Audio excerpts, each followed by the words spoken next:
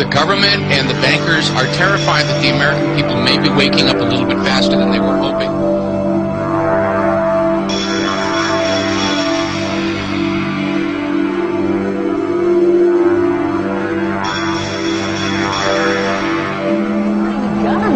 A big new step, looking to build a huge database of people's physical characteristics.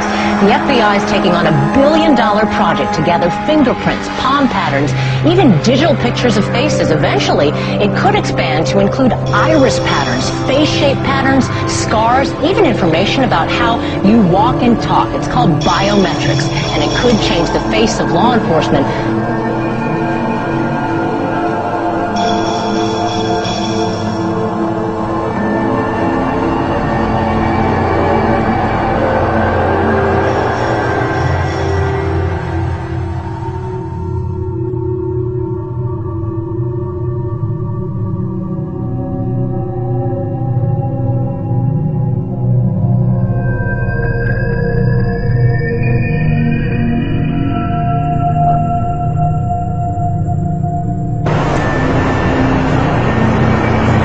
Hey, excuse me, sir. What kind of a gun is that you got there? Am I being filmed right now? Yeah, you are. Why? What kind of gun is that you're holding? Why are you filming? I want to know why you think that's necessary to carry that kind of weapon to walk people's cars to the airport. I don't have to answer your question. It's none of your business. It's none of my business. Don't you work for me since I'm a citizen of Phoenix and the United States? I work for a sergeant. You want to talk to my sergeant? Okay, doesn't your sergeant work for me? Is he a servant of the people? I'm not going to have this. Doesn't your car say to protect and to serve, and you're walking around with a machine gun, harassing people? Huh? How would you feel if somebody walked up to your car with a machine gun? Huh? You don't want to answer me? Oh man, you're pointing at people, telling them what to do, huh? With a machine gun. Hey, excuse me. What kind of gun did he say that is? An AR? An AR? Thanks. Hey, he wouldn't tell me because I wasn't admiring it. Oh. 1 million terrorism suspects in America. A leading civil liberties group claims that's the number on the watch list. Good morning to you. And about 180 new laws were passed this past session. About a dozen or so. Critics say the Department of Homeland Security document unfairly paints military vets as right-wing extremists. To tell you about the Department of Homeland Security tonight, telling law enforcement agencies that homegrown right-wing extremist groups are growing. They're gaining strength, according to the report, by exploiting fears about President Obama's race, as well as fears about the economy.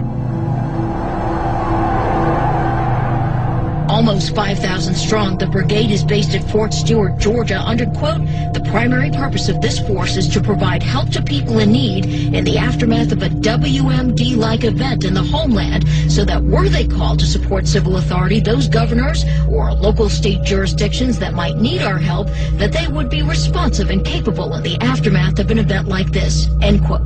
On Capitol Hill, questions about how the Pentagon determined that a thinly stretched military with two conflicts underway could spare these troops. Infantry brigade is designed to engage an enemy with maximum effective force and destroy it.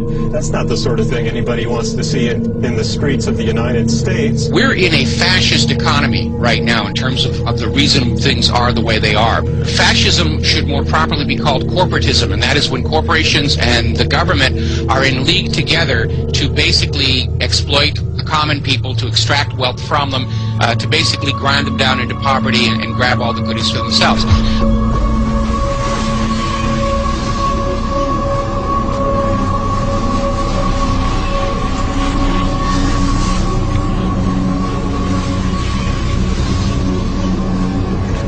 So basically, all or most of you engaged in all or at least some of the activities that actually created this crisis, in my opinion. But basically, you come to us today on your bicycles after buying Girl Scout cookies and helping out Mother Teresa, telling us we're sorry, we didn't mean it, we won't do it again. Trust us. Government is now in hock $546,000 per household. You're never going to be able to pay it off in obligation. Thank you, Mr. Speaker. You know, just moments ago on this floor, there was cheering, there was clapping over the passing of the crap and trade bill. And it's a little tough to get excited. You know, from a political standpoint, I should be overjoyed because I really believe in my heart that when the American people find out, and this is just a part of it, when they find out what has been done to them, they are going to be livid and they're going to throw some people out of this body. I just know that'll happen. But I care more about America than I do politics. And I know that we'll be facing the single moms that heard from last summer. They can't afford the gasoline bill. They can't afford the propane. You didn't do a great thing. You hurt some really decent families struggling, trying to make it, and this is going to be their death knell. It breaks my heart. I yield back. You're bankrupting the nation with these rescue plans, these buyout schemes, cap and trade, play cash for clunkers, you name it. What can Americans do if they are opposed to the road that the government officials are bringing us down? Well, the people really don't have a choice. There is no ballot box. You know, I'm of Italian descent, and I've heard enough mafia stories for the rest of my life. If you want to look at a mafia, you could call it the Republican and Democratic Party.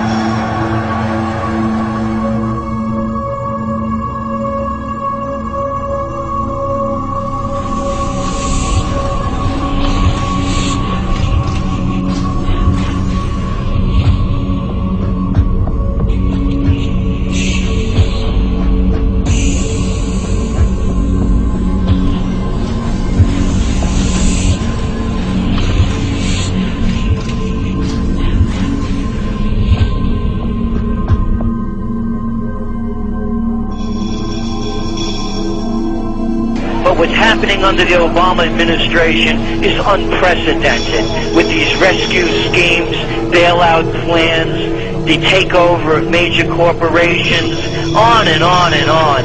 So yes, it has been going on a long time, but it's accelerating now at a level that makes our country that used to be the empire of entrepreneurial opportunity now just a country to save the too big to fail. The result of the swift and aggressive action we took in the first few months of this year, we've been able to pull our financial system and our economy back from the brink. We took steps to restart lending to families and businesses, stabilize our major financial institutions, and help homeowners stay in their homes and pay their mortgages. We also passed the largest and most sweeping economic recovery plan in our nation's history. Green shoots that they think they see don't reflect any genuine economic growth. They reflect the initial reaction to the stimulus. You know, if you shoot somebody up with heroin, you're going to get some type of reaction before there's a withdrawal.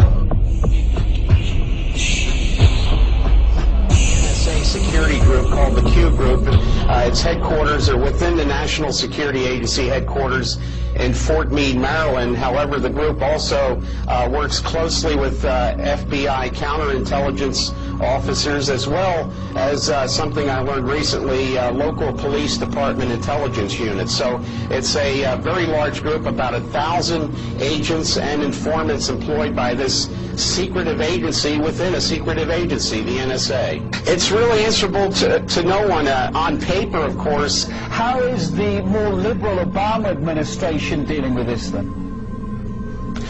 Unfortunately, we've seen no change. The surveillance conducted by the Q Group at NSA continues. I've witnessed it myself quite recently. There's been no effort to curtail this organization. Unfortunately, NSA's power is growing because the Obama administration is now giving them new powers to conduct surveillance in cyberspace. They're placing the Cyber Command under the control of the National Security Agency. So no change. Actually, the powers of the NSA are expanding greatly under President Obama.